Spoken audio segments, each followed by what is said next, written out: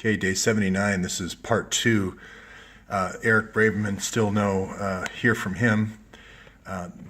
We just had a story break yesterday that Jason Chaffetz said no, he'd like to have some more of the characters that he called them come into the House Oversight Committee. And I think we might see Blumenthal come in again. I think we might see Philippe Reines come in again. I think we might see Huma come in. And then Jake Sullivan from the other pages. I think Mike Morrell will come back. I think David Petraeus will be asked to come because there's an email smoking gun there.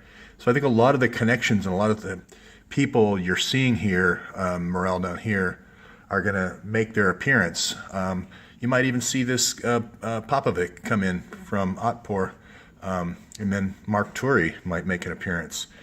So I think this is going to be a fun backgrounder if you've invested in the series, because I think this is going to become like a Watergate or bigger. This sex trafficking thing, as you know, I never really wanted to go there with this story, but it just keeps giving more information. This is Conchita Sarnoff here. She's doing the book about trafficking, it's called. The Trafficking Victims Protection Act holds that if you're convicted of sex trafficking, it's a minimum 20-year sentence if the women are underage. So Jeff Epstein out here with 40 known cases here got 13 months, so that doesn't seem right. There's 102 Jane Does at least that we know of, so you might see a whole bunch of those people be called by Jason Chaffetz. As I've always said before, if Chaffetz and Gowdy expose these 1,100 donors, all of those donors could be called if they were communicating with Gmail accounts. Of course, the 650,000 emails are fair play as well. Since we've got smoking guns here that connect Jeff Epstein to DynCorp also, and Osprey Global, those two entities also become where you could subpoena those folks as well. So David Grange, that we met from earlier episodes, who's in business here with Sid Blumenthal, may come to the fore, as well as other Osprey Global folks like David Grange's wife. So Monica Peterson is going to also be linkage to the Clinton Foundation as well. So we're going to be able to link back to that Denver University and start calling some of those witnesses as well. And Frank Giustra, somebody wanted me to talk more about him. He's going to be the guy who's got the 1,100 hidden donors. So Frank Giustra may come in and talk about setting up Giustra Partners, talk about who the members are, come in with, at least present in a classified setting, the exact contributions that everyone made, the exact names in the register of all those entities. So all those entities that are being run by those NOC, kind of like economic spies that I talked about, those NOCs, all those NOC organizations that have been created through the Giustra partnerships are fair game. Any folks who engaged in bribery for pay-for-play, any of the pay-for-play players like CCC here or Petrofac, all the other entities that are created in Haiti through any USAID are fair game as well. So Tetra Pak, Cemex, Shorebank, Seaboard, Gap, Walmart, Target, all those. Digicel down here is open game, as well as Telmex, Telcel. All these. One's going to lead to the other. This is a little bit of a reach now, but when this Dennis O'Brien thing is opened up with the microfinancing, that's usury law, and that, again, if that's part of the Clinton Foundation, that's fair game if they used that Gmail server while she was the Secretary of State to conduct business on that. So it just keeps widening. You know, this isn't new at all, this DynCorp thing. Everybody's like, wow, this DynCorp is a really bad deal. DynCorp, whatever you want to call it.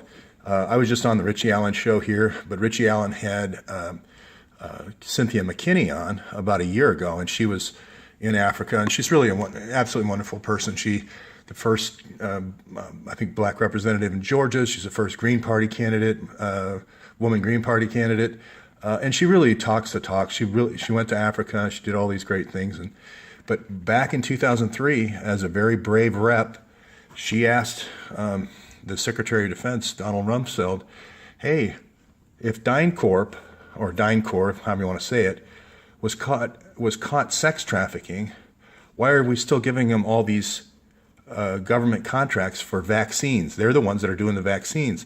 What you're going to find out is this is just this repeating pattern with Zika virus and all these things. They're coming up with these man-made disasters so that DynCorp can get the contract to go in and take care of it. So when DynCorp gets the contract to spray the coca fields in Colombia, what they're going to be doing is spraying the competitors' coca fields and using the same planes to get the cocaine out. You're going to find every contract they have. I've gone through about 50 of them. I just got tired of reading it. It's such a broken record. It's the same thing over again. Go in and train the police. They don't train the police. They train the police to do sex trafficking in every case. I'm talking about Bosnia. I'm talking about Herzegovina. I'm talking about Kosovo, Haiti, Colombia, Mexico, all over Central America. It's just the same repeating pattern. We're going to go in and train the police to do sex trafficking. I mean, it's just that simple. She also asked Cynthia McKinney, hey, where's the 2.3 billion, I misspelled that word, 2.3 trillion missing from the DoD budget? You're the reason, Mr. Rumsfeld, we can't balance the federal budget because of this 2.3 trillion. Well, as I've said before, if you let a conspiracy go, it doesn't get any better. It's 6.7 trillion now. So that was 13 years ago. Now it's up to 6.7 trillion. So that could, send a lot of people to school and pay a lot of teacher salaries. So I'm going to tell you right now that Jason Chaffetz is going to call these three people because there's an email connection to these folks from Petraeus, from one of the conspirators, and Rhinus is going to get called, and they're going to give immunity to Bash because he's a good guy, and they're going to give immunity to Shapiro because he's got good sense, and this whole thing is going to fall down right here. If they also subpoena Broadwell, she'll be the kind of the sex angle to this whole thing. It'll be the kind of the big media event. Morrell will do the Fifth Amendment, I'm sure. But this thing, again, going back to the school here, once we wind back with emails to JTTF and we start looking into who is doing the counterterrorism, and the FBI has to come up with the documents, and we see everybody's a counterterrorism rep at the FBI, it's going to link right back to the CIA program. All these DynCorp employees that are sparsed around in the U.S. posing as university professors that are really involved in this asset forfeiture scheme that counterterrorism division's running, all of them are going to be subpoenaed. And then this Operation Underground Railroad is just the last operation. There's been about 50 of them since 1977. Everyone is fair game. And no more interviewing everybody in the same room. We're going to interview you in this room and say, hey, it's 50 years in federal prison unless you tell us everybody else who's involved, and we'll drop it down to 5. Like I say, I don't mind if everybody gets immunity, 50 immunities, as long as the truth comes out and all the emails comes out and the child trafficking stops. If you go watch her video, Jessica Dillow Crisp, and I also have several news articles where these small cells within these police forces are being taught to gang rape so that they have this kind of conspiracy of silence around this activity. And I don't care if it's for national security that they're entrapping these senators and governors and police officers and lawyers and judges. I don't care because it's wrong. It's just wrong. It has to stop. So again, Preet Bharara here, you have all the 650,000 emails. You have all the phone records of the activity in Bahamas, Haiti, and Dominican Republic, as well as at Jeffreys Island. Publish those. Now's the time to get ahead of this. Don't stay behind this. Publish those and the whereabouts of Huma and Anthony Weiner. And if there is money being given, large amounts of money being given while they're in Haiti, and then the death of Monica Peterson, you have to keep drilling down and inquiring more. So again, I'll end on this page. There's 18 Gmail accounts. All of these accounts are going to be subpoenaed. Patrick Kennedy is not on this picture, but he's going to be called and he's going to say, who are these 18 Gmail accounts in front of Jason Chaffetz? That's not a state secret, obviously, because they're Gmail accounts, right? There shouldn't be anything classified in those accounts. That's going to tell us those 18 people, and those are going to be the 18 people that Chaffetz is going to subpoena, because that means all of them are involved in the conspiracy.